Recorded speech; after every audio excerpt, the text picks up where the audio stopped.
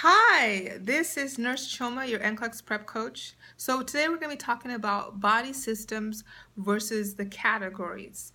Now, for those of you have taken your exam and you're preparing for whether it is your NCLEX RN exam or your NCLEX LPN exam, this is going to be very helpful information to you.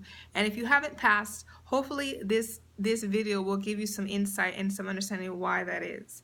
Now, here's one of the things. Let me first describe and explain what body systems means versus categories means. Now, when you're studying for the test, and it depends also on what resource you're utilizing, but one of the ways that some test takers will prepare and study for the test is by reviewing the body systems, right? So for example, this is how you study. You'll go through each body systems and learn all the disease and conditions in each one. So starting with, for example, endocrine, right? You'll review everything in there. Then you move on to the next one, neurological, and so forth. And you'll go through all of the body systems, cardiovascular, and so forth. Now, categories, though, is different.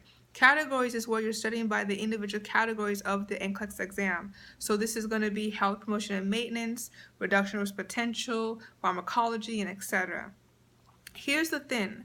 Now, the disadvantage of you studying by the body systems is that you're actually not really covering everything that's on the exam.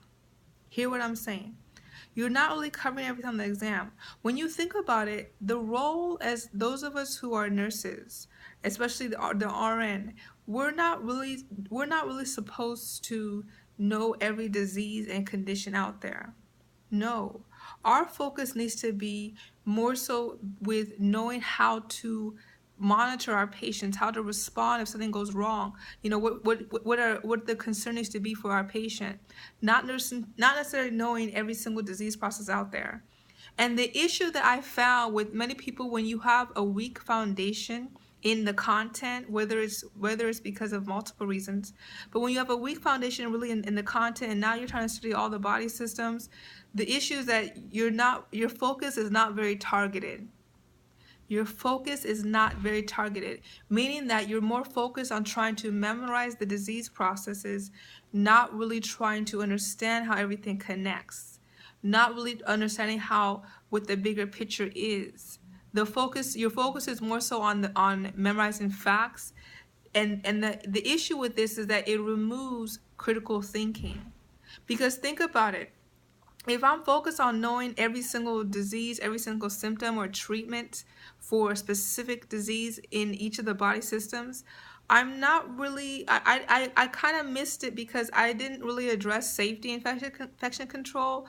I didn't really address reduction risk potential. I didn't really address all those other categories that's actually on the exam. And in my opinion, I believe that it's more effective to study by the categories on the exam. Why? Because it's actually what's on the test.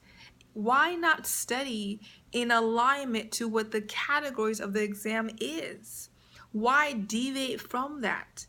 Because when you're and here's the thing, you can't know every disease process out there. You can't, just even trying to remember all the diseases under cardiovascular alone is a lot, right? That's a lot.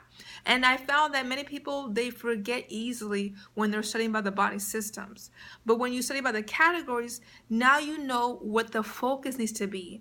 Now you know what you need to master or accomplish in order to be proficient in that category, which is how the exam is testing you on. So for example, one of the issues that people don't realize is that when you are covering, for example, reduction risk potential, this category is testing you on if you are able to recognize emergencies.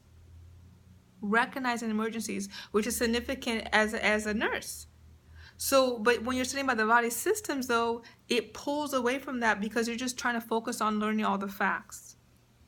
See the difference? So studying by the categories, it's much more targeted. It forces you to think more critically, and you're more in alignment with the exam. So I would highly recommend that if you have not been successful with your exam and you've been struggling, it's time to make a change.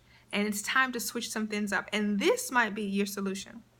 Now, if you found this information helpful, I would actually encourage you to join my free webinar training called How to Pass the NCLEX exam in 30 days. Yes, that's right. Now, this is going to be amazing training, and we're going to talk about why all NCLEX prep courses are not created equal, secrets to, to overcoming your test anxiety, what is my 4-step formula to passing the exam. So if you want to join my next free webinar training, simply go to freetraining.choosingnursing.net and sign up. One more time, freetraining.choosingnursing.net and sign up. All right, well, I'm excited. I will definitely see you there.